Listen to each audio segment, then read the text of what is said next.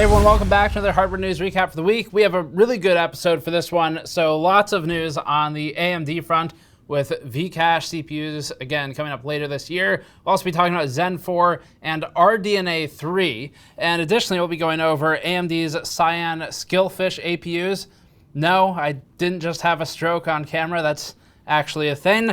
And we'll be talking about SK Hynix entering DDR5 mass production, along with a couple of other news items like Newegg fixing an exploit where customers were accidentally allowed to purchase items. Before that, this video is brought to you by Crucial and its Crucial X6 portable SSD. We use these external SSDs all over the office for rapidly transferring games and files between systems. The X6 comes in 500 gigabytes, 1 terabyte, 2 terabyte, and 4 terabyte capacities with USB-A or USB Type-C for the cable. For a high-speed and high-capacity external drive from Crucial, click the link in the description below. So first up, quick update on the charity drive we were doing with our new posters on store.gamersnexus.net. The Teardown and Explosion poster, we'll get some close-ups of it with a lot of really fine detail from Andrew's 3D artwork in Blender. So we did a 33% split of the profits from the sales of this poster and our video card anatomy poster between Louis Rossmann's Fight to Repair and the Electronic Frontier Foundation. Both of these groups fight for the right to repair. EFF also fights for other causes like, for example, digital privacy is an important one right now. And so the end result from the campaign was actually our distributor kicked in some money as well, which is awesome of him to do. So end result was we end up with a $4,000 contribution total to split between the two. I want to do more than that. I'm going to round it up a little bit to $8,000. So we're going to do $8,000 split between the Fight to Repair group by Louis Rossmann and Electronic Frontier Foundation. Both great causes. We have no way to see how much you all might have contributed. We had several tweets and emails about people donating to the causes or asking us about the causes. So definitely some of you out there in the audience have contributed, but we didn't have a way to track it. So anyway, really cool to see the amount of interest in right to repair. It's an important issue for our industry. If you don't know a lot about it, there's really only one thing I want to say as a note as you maybe do some research or read stuff online. There's a really common straw man argument against right to repair that most often seems to equate right to repair with easy to repair. And we brought this up a few weeks ago too, but it's worth bringing up again, because one of the most common straw man arguments is when someone says, well, but with right to repair, all of our devices will get larger, phones will get larger, laptops will get larger, because everything has to be socketable. That's not what that means. That's a very good argument if it were true and not BS. But this is the type of argument that gets propagated through the channels by companies like Apple that are heavily invested in you making sure you throw away your device when it dies, rather than try to take it to someone to replace a capacitor or a chip on the board. So anyway, that's not what it is.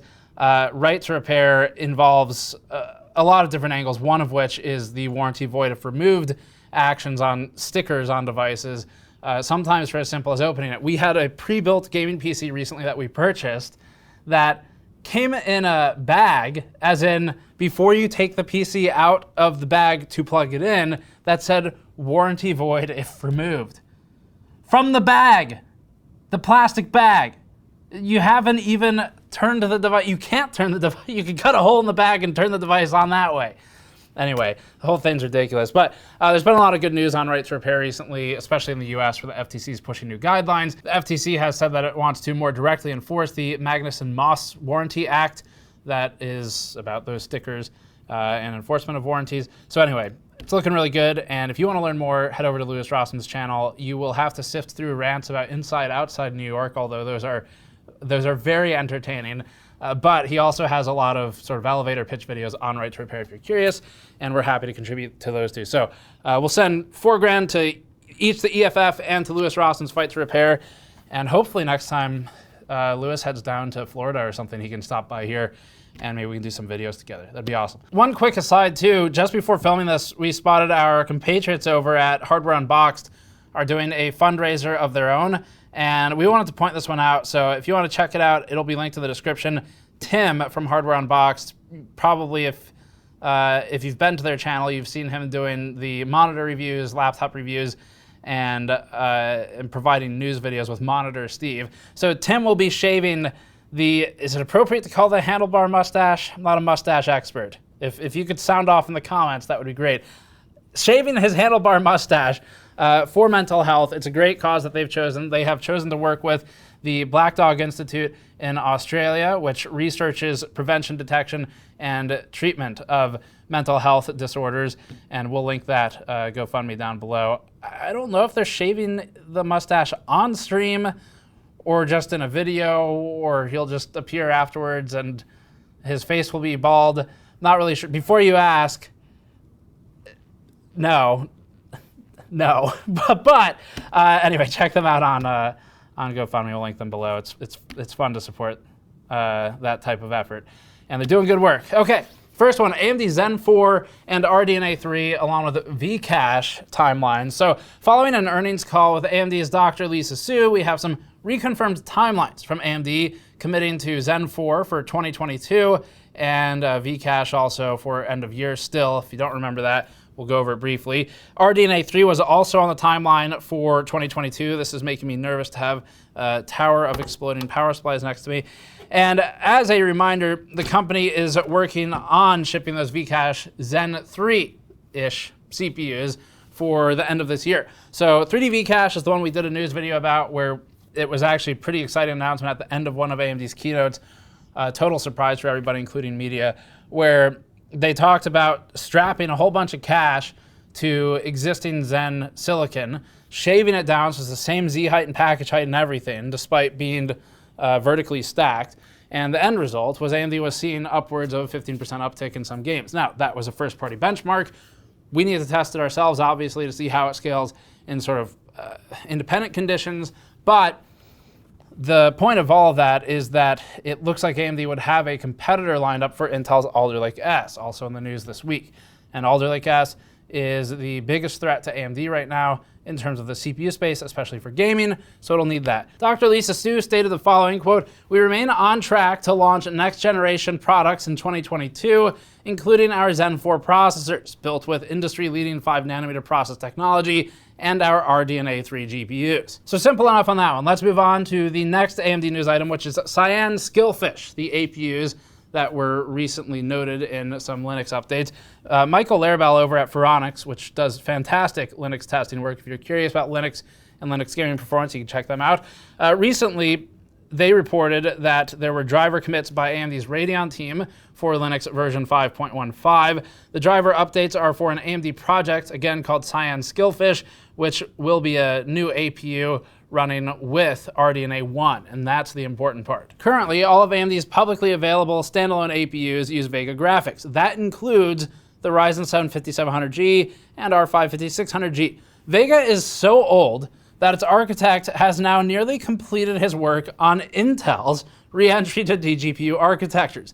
It has been around a long time. Valve's Steam Deck will run on RDNA 2, but this is a semi-custom solution and isn't available standalone. So that means that consoles have had newer graphics architectures in their APUs than desktops for at least a year now, and this will be the first move towards RDNA for desktop. Tom's Hardware reports that the reason AMD might opt for RDNA 1 rather than RDNA 2 in these APUs would have to do with the ability to hit a smaller overall package or die size, thanks to the loss of dedicated ray tracing hardware. Up next, SK Hynix, one of the largest 3 memory manufacturers along with Micron and Samsung, plans to enter DDR5 mass production later this year for meeting targets of wider demand early next year with the launch of Intel's desktop and server CPUs, and later AMD's own CPUs. SK Hynix detailed its first DDR5 chip back in 2019 and further expanded on its DDR5 spec last year. Volume production of DDR5 should line up with hardware launches that support the new memory. That'd be, again, Alder Lake S late this year and early next year, and Sapphire Rapids for the data center in 2022. That's where the demand will get higher once the servers start running D5. AMD will also support DDR5 with Zen 4 CPUs and with compatible motherboards in 2022. SK Hynix also expects to ship server DRAM ICs that are manufactured on its new process node that leverages EUV lithography during the back half of the year. SK Hynix is also working to produce 176-layer NAND flash at some point before the end of the year. Up next, TSMC is pushing forward for its 2nm fabrication facility According to a new report from Nikkei Asia Review, TSMC has officially been given the seal of approval for construction of its new facility. The facility will be focused on 2nm class chips. It'll be located in Hsinchu in Taiwan, which is in the northwest of Taiwan, and it was approved recently by the Environmental Review Committee in Taiwan for construction to begin in 2022. Now, assuming construction continues according to TSMC's plans, the TSMC installation of tools for the fabrication plant, not just the construction of the physical building itself, should begin in 2023. That's when the production tools will be entering in Hsinchu. Specifically, the new facility will reside in Hsinchu, Baoshan, the township, and it'll sit on 50 acres. According to the report, the new plant will use 98,000 tons of water per day, and TSMC has vowed to use 10% recycled water by 2025 and 100% recycled water by 2030.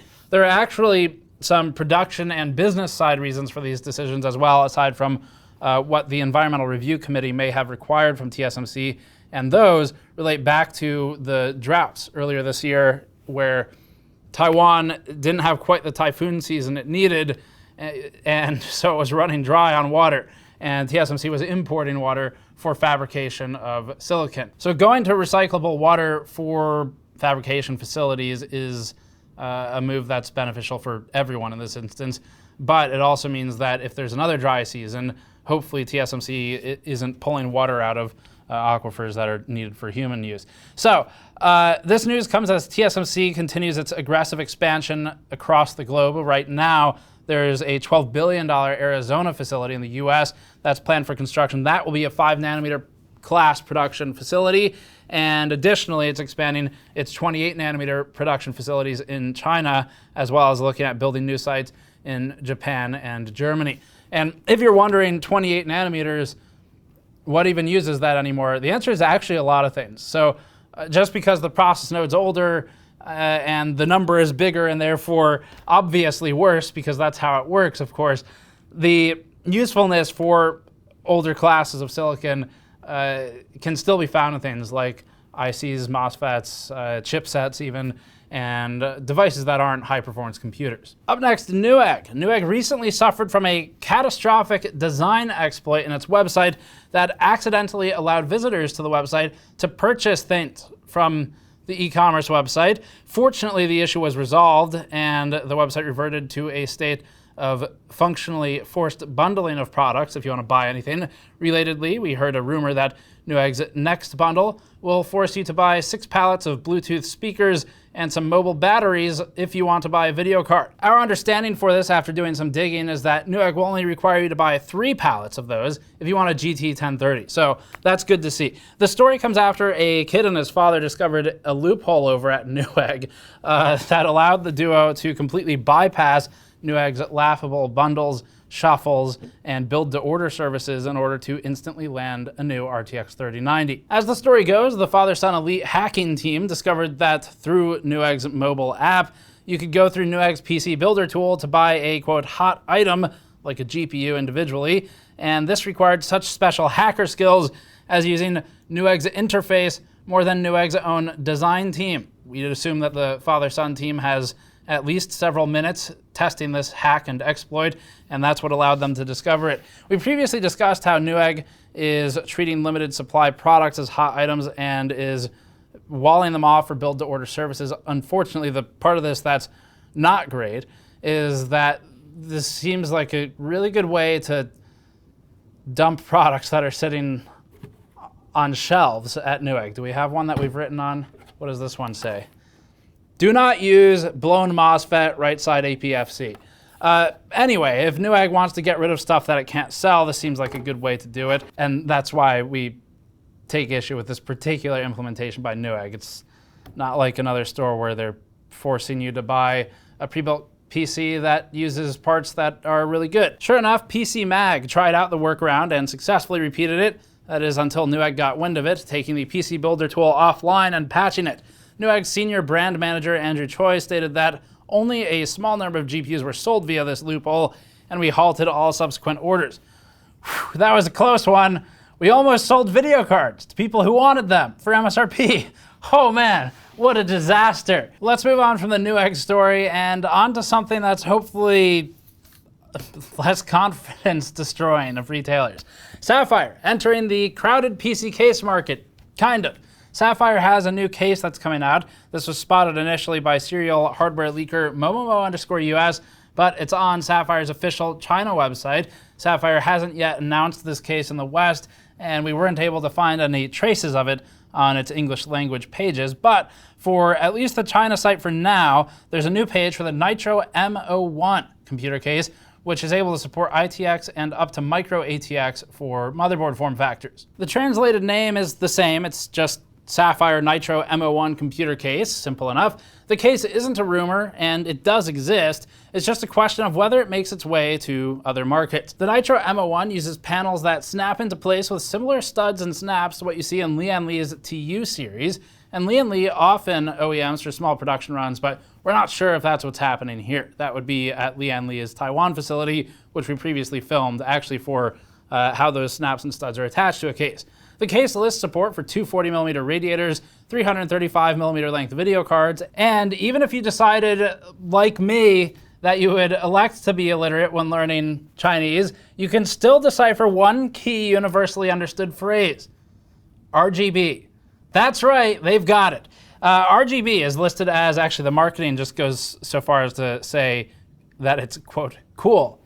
Risky play, we'll see how it works out, Sapphire. For now, it seems Sapphire, known for being one of AMD's Radeon exclusive partners for AIB cards, is only looking at one case, and that's the M01. The M01 doesn't seem so much intended to compete widely with other PC case makers, but it at least seems like a niche product for Sapphire fans.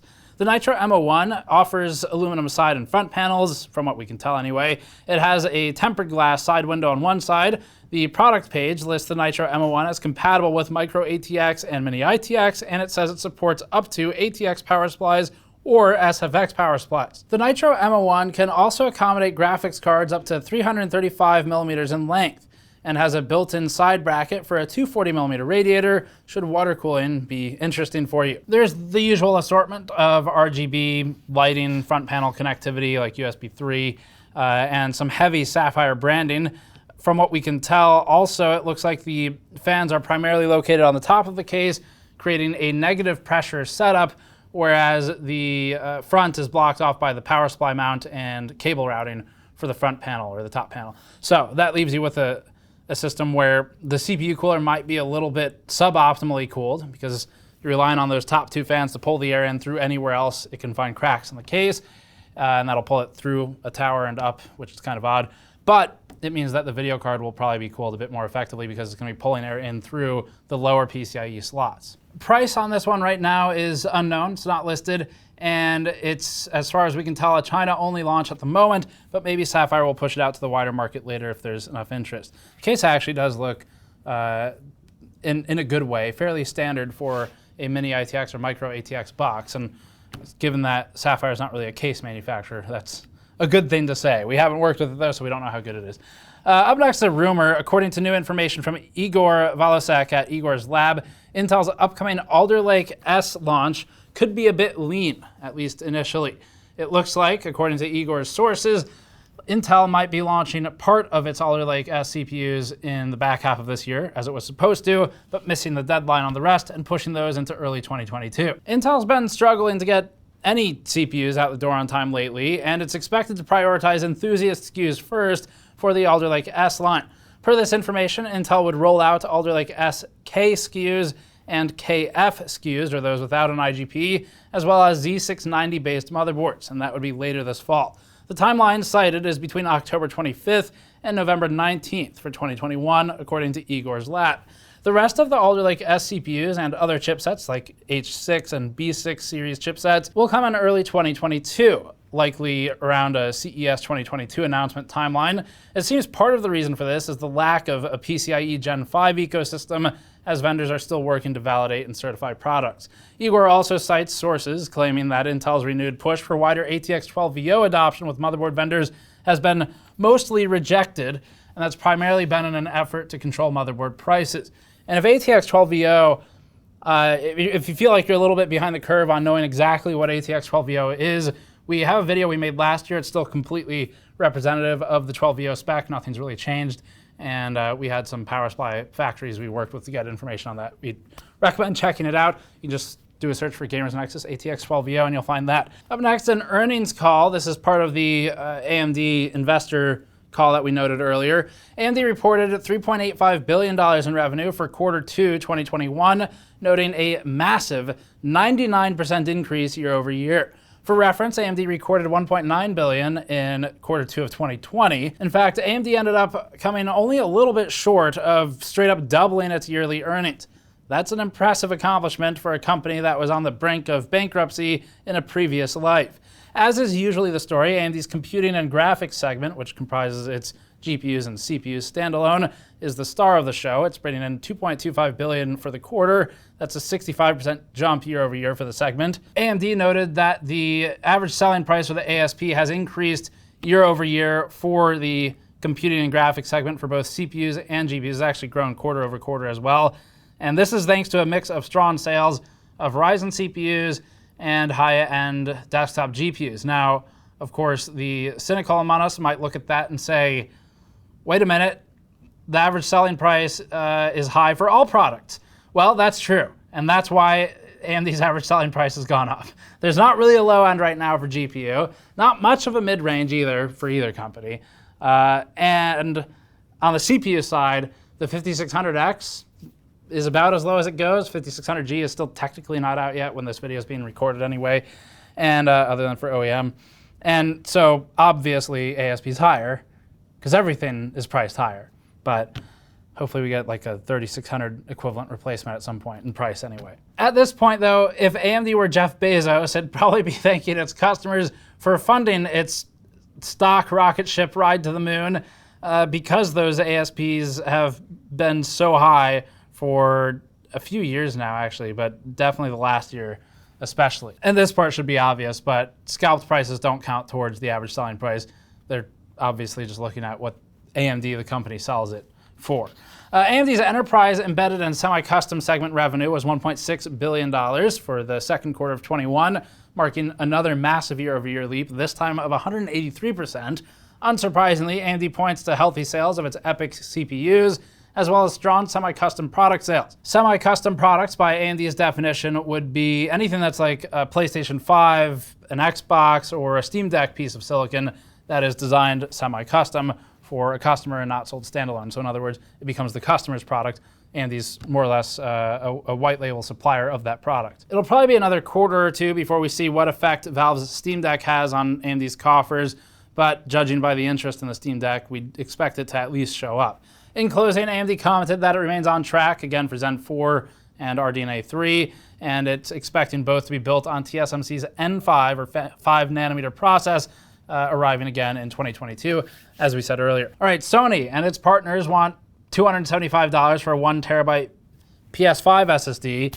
Sony finally announced support for using that conspicuous inactive SSD slot on its PlayStation 5s. That'd be both the digital and the non-digital version. And Seagate jumped in with the CUDA 530 first, which is expensive. It claims 7,300 megabytes per second sequential read and write, but costs $275 just for 1 terabyte. You can get high-speed M.2 NVMe SSDs of this capacity for under $200 in a desktop. Sony says that the PS5 and digital are both active, but require a beta invitation to enable the SSD support. Sony claims the requirement is 250 gigabytes to 4 terabytes. It directly suggests a cooling solution for the SSD, and it recommends 5,500 megabytes per second or greater if you'd like to go find your own. In Sony's documentation, the company shows a separate heatsink that's been installed to the M.2 SSD, including the obvious thermal pads in between. They really seem to be pushing the thermal angle on this one, which makes us curious about it. Up next, via Tom's Hardware, AMD submitted an EEC filing for its Mini ITX Zen 2 SoC Kit PC, which will be available via OEMs at least initially. The AMD Ryzen 7 4700S desktop kit has an 8-core 16-thread CPU. That one's running at 3.2 gigahertz. The cache is listed as 8 megabytes L3, 4 megabytes L2, and from what we understand right now, it sounds like maybe the 4700S is similar to the PlayStation 5 SoC, just without the IGP. No graphics in there, just the CPU portion of it. That makes it kind of interesting, but it's a good opportunity for AMD to also go the NUC route, similar to Intel, although we're uncertain right now what its plans are in terms of recruiting partners to use this 4700S kit to build something versus selling maybe something first party like Intel's more or less doing. Although Intel has the doors open for partners as well with its NUCs. So it looks like it's soldered, or BGA, as the memory solution is 14 gigabits per second GDDR6. It's 8 gigabytes of memory on that. And if the SoC is indeed from the PlayStation 5, it'd make for interesting implications for comparing the performance capabilities in a somewhat, but not exactly, like-for-like environment. So that's it for hardware news for this one. Thanks for watching, as always. Check back for more. We have a lot coming up this week, and we just published a bunch of stuff on the channel, actually, back-to-back. If you want to see some of our newest reviews, for example, we worked on the AMD Ryzen 7 5800 Non-X. That one is online now. And we also looked at the Intel NUC, the Beast Canyon one, did a teardown of it. So check those out on the channel. Otherwise, subscribe for more. Go to store.gamersnexus.net if you'd like to support us directly, or patreon.com/gamersnexus for some behind-the-scenes videos. Thanks for watching. We'll see you all next time.